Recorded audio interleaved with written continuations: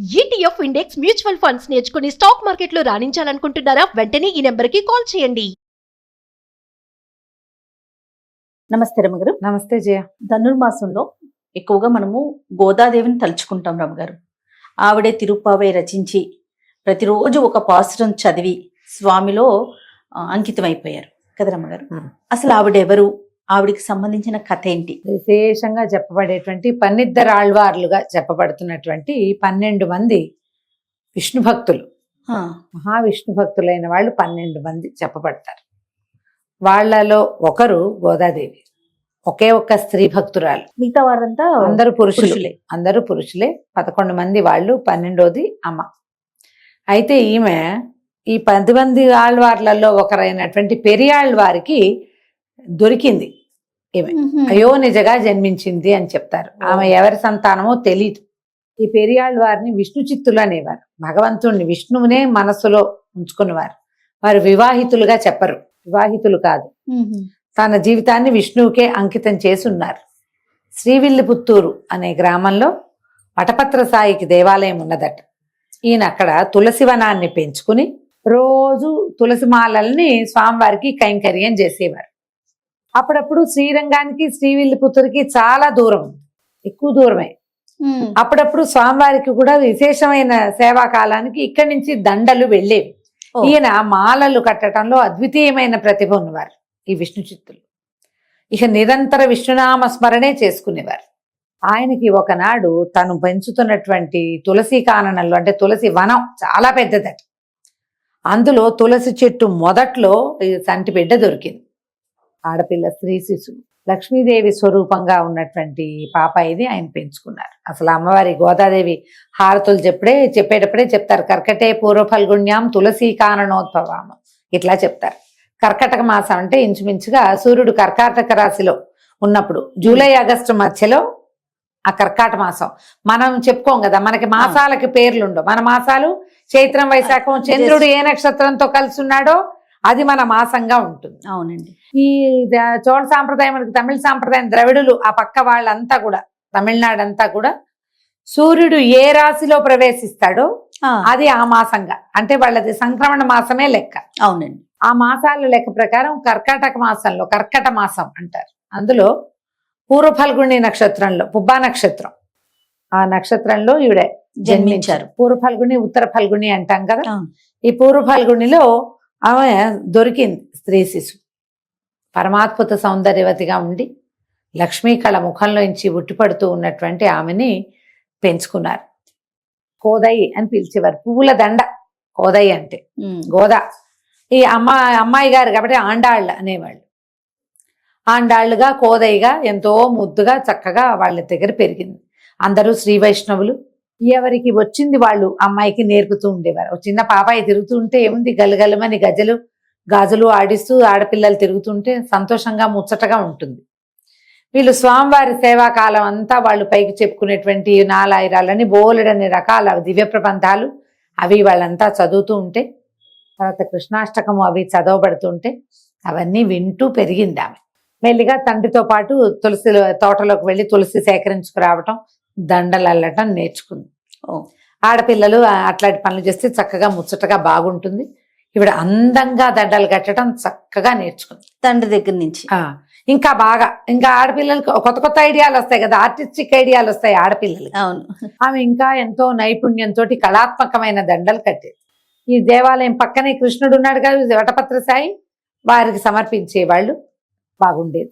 మెల్లిగా ఈ కృష్ణ గాథలు విని విని విని విని అమ్మాయికి వ్యక్తత వచ్చేసరికల్లా కృష్ణుణ్ణి పతిగా భావించడం మొదలుపెట్టింది ఆవిడ. భగవంతుణ్ణి భర్తగా భావించడం మొదలుపెట్టింది. మెల్లిగా దండలు కట్టేది. ఆ కట్టిన దండ వేసుకుంటే ఎట్లా ఉంటుందో ఒంటి మీద పెట్టుకుని చూసుకుని బావి నీళ్ళల్లో చూసుకునేదట. తన ప్రతిరూపం చూసుకుని అదేలేండి సంతోషించి స్వామికి వేసేది, స్వామివారికి పంపించేది. అదేలే పంపించేది. ఒకనాడు శ్రీరంగానికి ఈ దండలు వెళ్ళినప్పుడు మామూలుగా వెళ్తుండేది. ఆ దండ ధరించినప్పుడు స్వామివారు చాలా ప్రసన్నంగా కనపడేవారు. విగ్రహంలో సుప్రసన్నత కనపడేది. ఒక్కనాడు ఈయన పెరియాళ్వారు తన కూతురు ఇచ్చినటువంటి ఆ దండల్లో ఒక వెంట్రుకని చూశారు. అదేదో చిన్న ముక్క కాదు, పొడవాటి వెంట్రుక. ఈ నిడుపాటి శిరోజాలున్న కూతురు కట్టిన దండలో ఆమె వెంట్రుక వచ్చేసరికల్లా అపచారం జరిగిందని చాలా బాధపడి ఆయన ఆ దండలు మానేశారు. స్వామివారు చాలా చిన్నపుచ్చుకున్నారట ఆ రోజు, దండ వేయలేదని.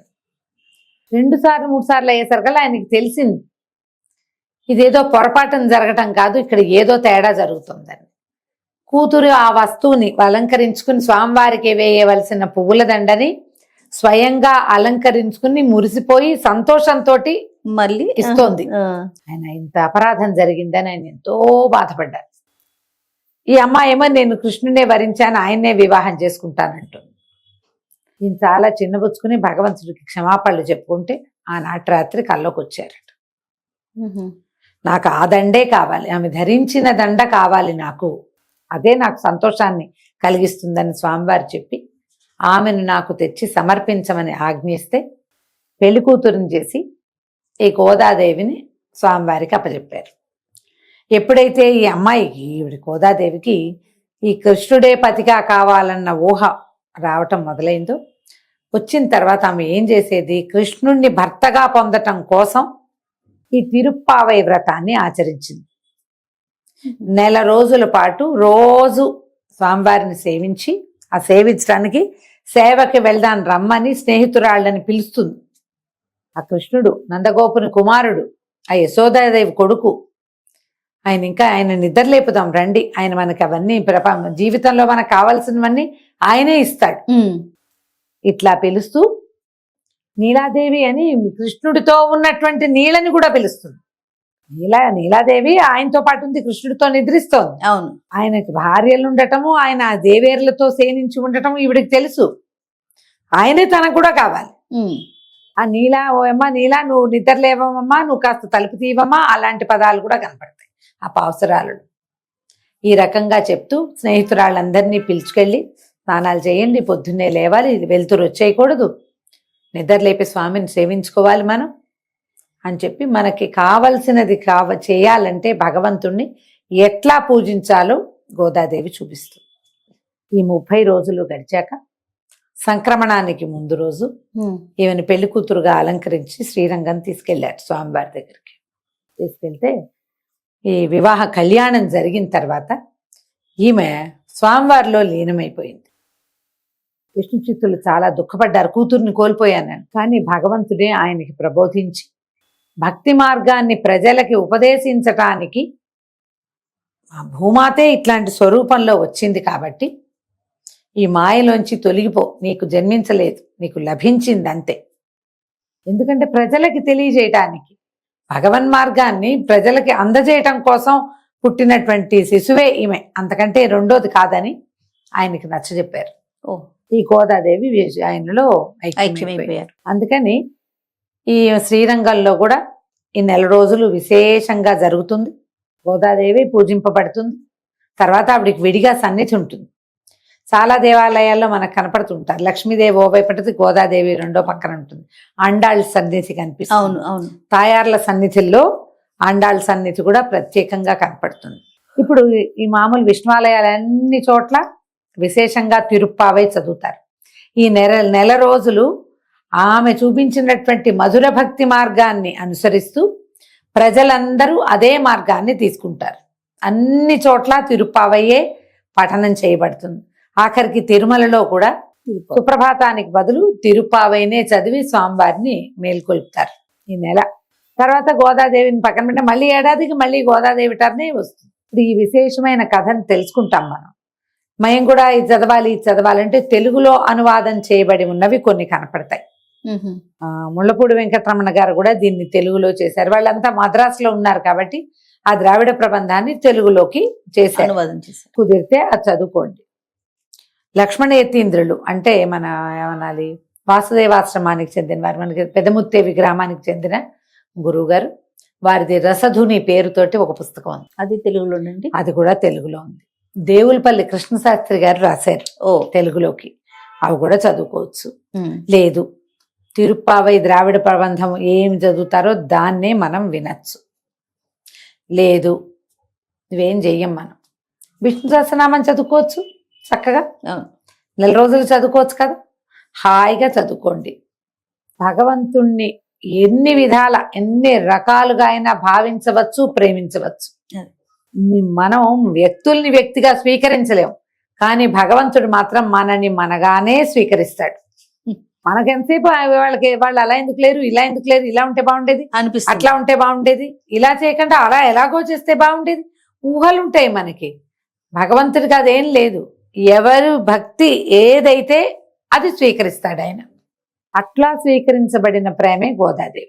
ఆమె చెప్పిన ఈ 30 పాసురాలు చక్కగా వినసొంపుగా ఉంటాయి. అర్థం చెప్పేవాళ్ళు దొరికితే అర్థము తాత్పర్యము లక్షణంగా తెలుసుకుందాం, ఎంతో బాగుంటుంది. అవకాశం ఉంటే చేసుకుందాం. మిమ్మల్ని చదవమంటల్లా, నేను వినమంటున్నాను అంతే. అదే కథ. సంతోషం రమ్మ గారు. నమస్తే. నమస్తే జయ.